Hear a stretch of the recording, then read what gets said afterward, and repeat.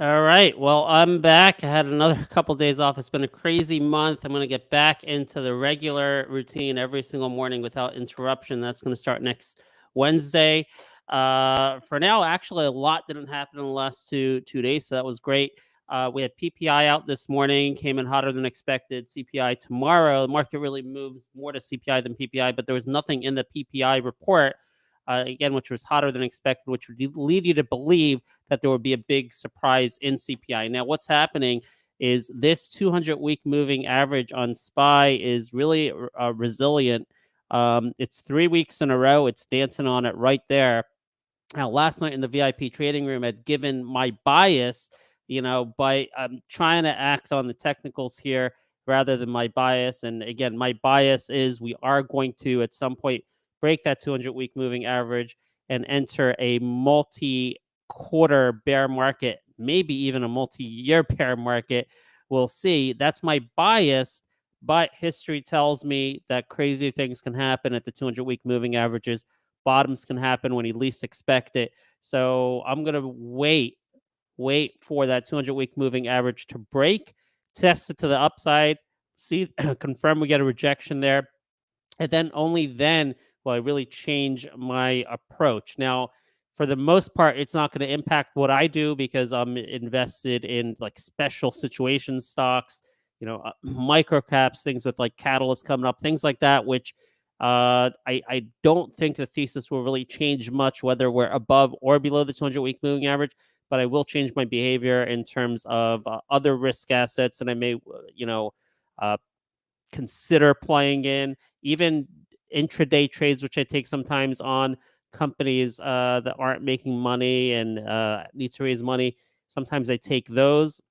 Maybe I won't take those anymore if we're in a new regime of a new bear market, the way we've been defining it, story trading, if we go below the 200-week moving average. So those kind of changes in my approach are all on the table. Now, last night I said it in the VIP trading room, there's worth repeating here is that if we do definitively break below it and it becomes resistance at 200-week moving average, my muscle memory tells me from I went through the 2008 financial bust, I went through the dot-com bust, and I think what we're going to see is basically no funding out there for money-losing companies over the next many quarters. And as a result of that, combine that with the recession, I think you're going to see a lot of companies go bankrupt. Even some larger names may go bankrupt. Doesn't always mean they necessarily get liquidated or go out of business. So be careful of that distinction. But a lot of big companies could go bust. So I don't know which ones are going to be. Are they going to be GOEV or UPST, things like that? There's probably going to be at least a dozen of them, in my opinion, that can go bust. So you got to be really, really careful here and, focus on those profitable names like we've been doing, like RELL, Clearfield.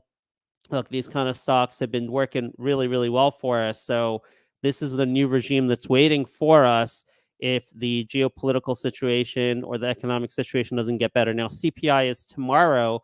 And unless there's a big surprise in there, meaning a huge, much, much better than expected, I don't think anything really economically changes. I'm still hoping always, I play to the long side for the most part. So I'm hoping for a bear market rally still off this 200-week moving average. And if we get it, I'm going to go into as much cash as I can to get ready for the downside. But for now, most of my most of my money is in stocks like DRIO and RELL and Clearfield.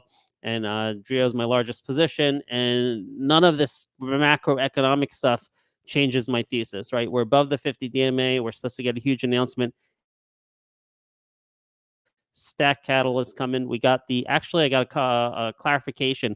Next week, the interview with DRIO is not going to be with the CEO. It's going to be with Rick Anderson, head of North American sales. Okay. And the exact time on that, I got to check my email, but we're going back and forth. So the time time may change, but it's going to be for next week, most likely. So stay tuned for an update on that. Anyway, let's get into some concerns here. ARKK hit a new low below 35.10 and it popped up right back above it. So we are hanging on by a thread. Okay. Maybe it's possible this is the bottom. I doubt it, but this is the precipice right here on SPY and ARKK. And here's a warning again, TLT. I've been talking about this for a couple weeks. This is my concern of something breaking in the financial markets, similar to the breakage we had in 2008-9 with Lehman Brothers. Are some funds going to, explode and implode and then cause a contagion across the industry? I think if that's going to happen, the culprit's right here with bonds. TLT down 36%, 37% from the peak. That is insane. That is something that's not supposed to happen with an asset that's not supposed to be risky. And you can bet there's a lot of funds that are leveraged somehow in here and are getting into trouble. So that's something to watch. And as we watch a US dollar, UUP this morning, wow, it's at okay, no, it's close to the highs, but that's going to go up if expectations for higher rates continue. But yeah, right now I'm pretty pessimistic, and I'm waiting for 200-week moving average to break and something to break in the financial system. And in the meantime, now I'm starting to look at companies, starting to build a watch list of big mega cap companies like Intel, like Nike. Now, Intel says they're going to do some layoffs, or at least the rumor is. Look at this. $25, $100 billion market cap. Okay. Maybe I'll be looking at the Googles and the Amazons and the Microsofts of the world at some point. A little bit too early for those, I think. But this is where I want to be at the bottom of this cycle.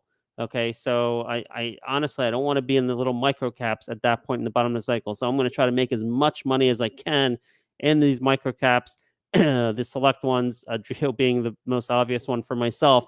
And then I'm going to turn around and try to average into some of these big mega cap companies over the next few months.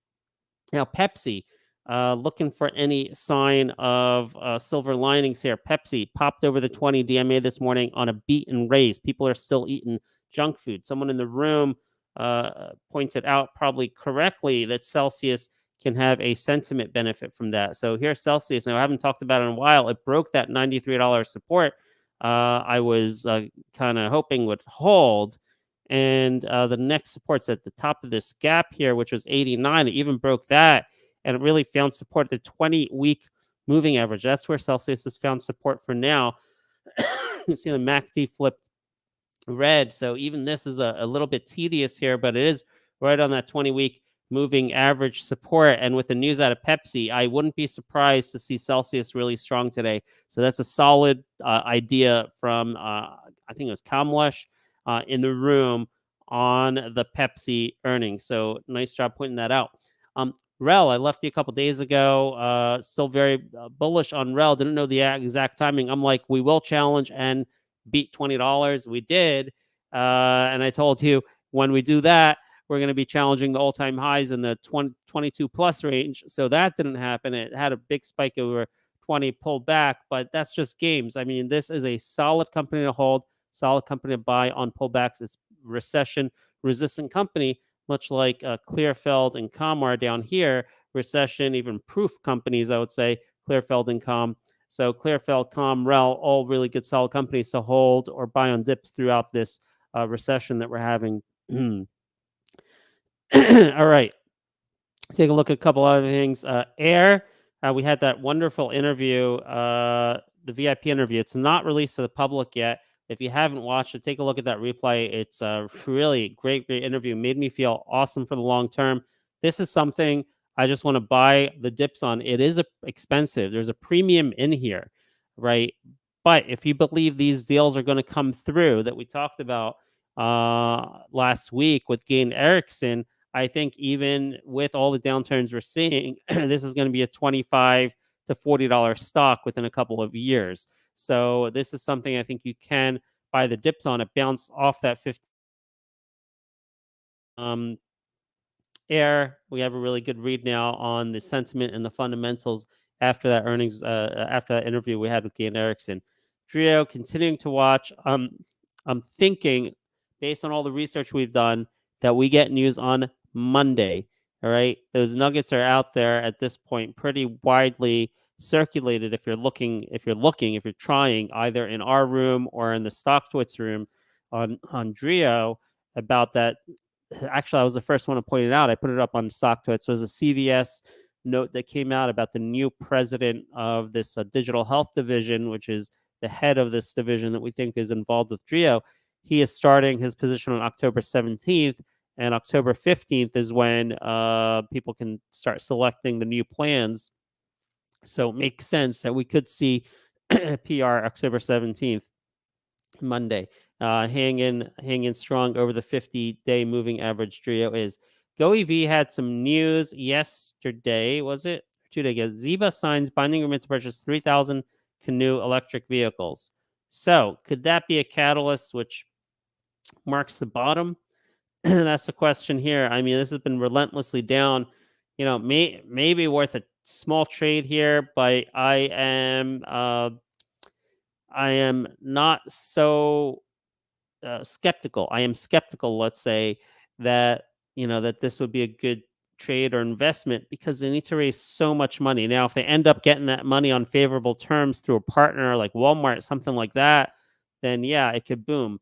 But look, it's been down, down, down, down, down. We get this catalyst, so maybe that's a time that you want to step in, but really hard to know.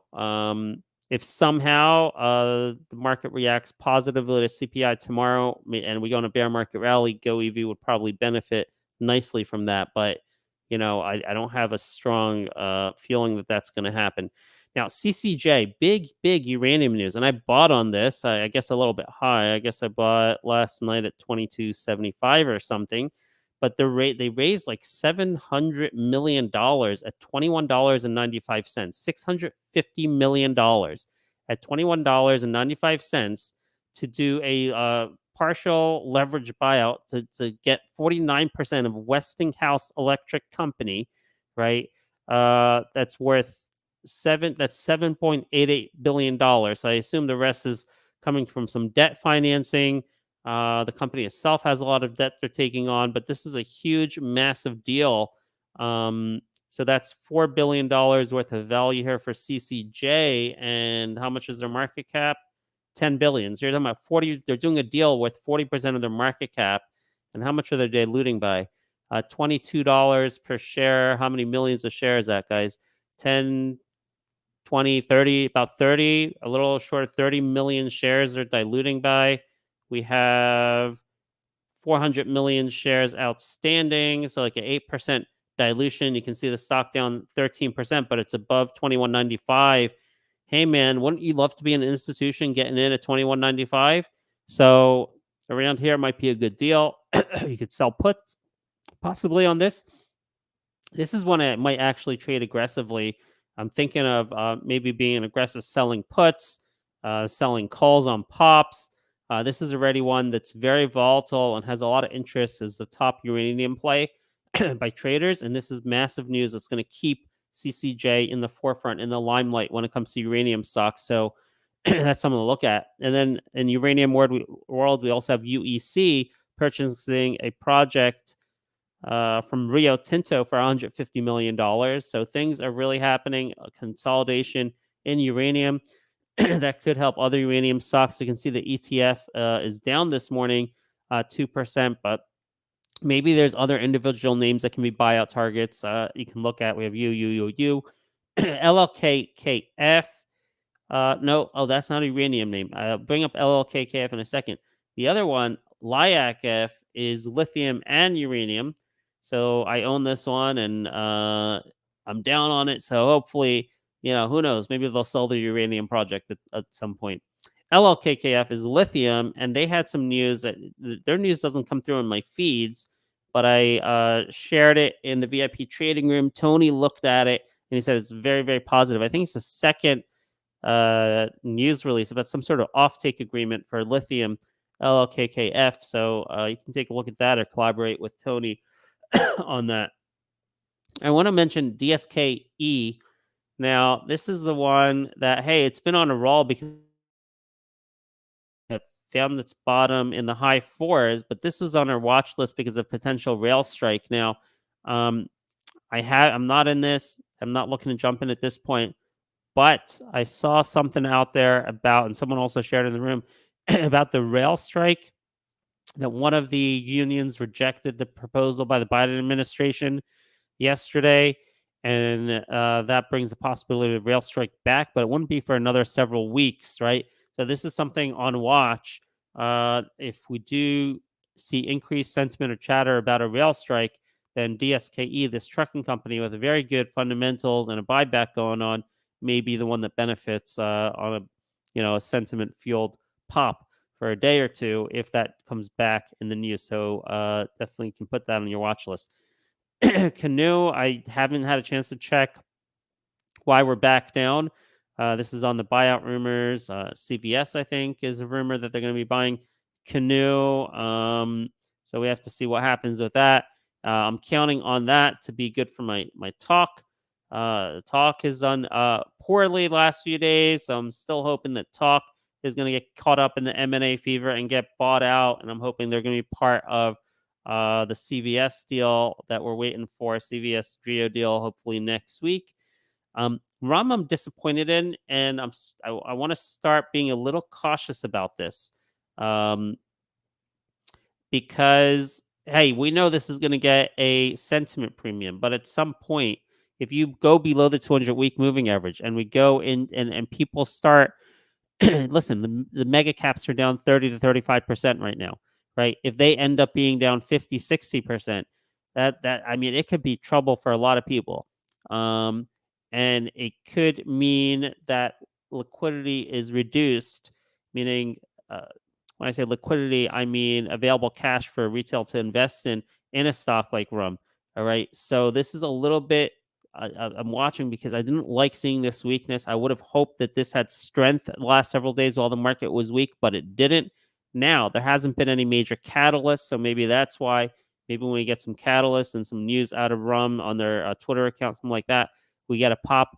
But I'm starting to be a little careful, a little suspicious with RUM because we didn't see the relative strength in the last few days. Okay, so watch that. BTU is doing a deal, a rumored deal. Oh, is it in here?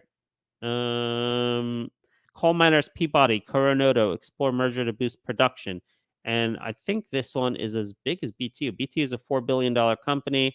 And I think this other one is also, this one, $2 billion. I thought I saw $4 billion earlier. Nope, $2 billion. All right. So Coronado, $2 billion company. So interesting. This OTC hasn't traded yet. Who knows? Maybe you get a chance to get this early, right at the open, and maybe it'll go up throughout the day. I'm not playing it, but interesting to watch the call consolidation potentially happening. If you have any other call stocks on your watch list, those might benefit today because of this rumored deal with Peabody. All right, I want to point out VTSI because it's pulled back, and I really like this one. I think it's recession proof, similar to CLFD and COM, or at least strongly recession resistant. This is pulled back to the 20-week moving average. So that's definitely a spot, not necessarily the bottom, but it's a bottom maybe, or a good spot to pick some up at 524. You can see here, if it breaks that, potentially go back to 460s at the 200-week moving average.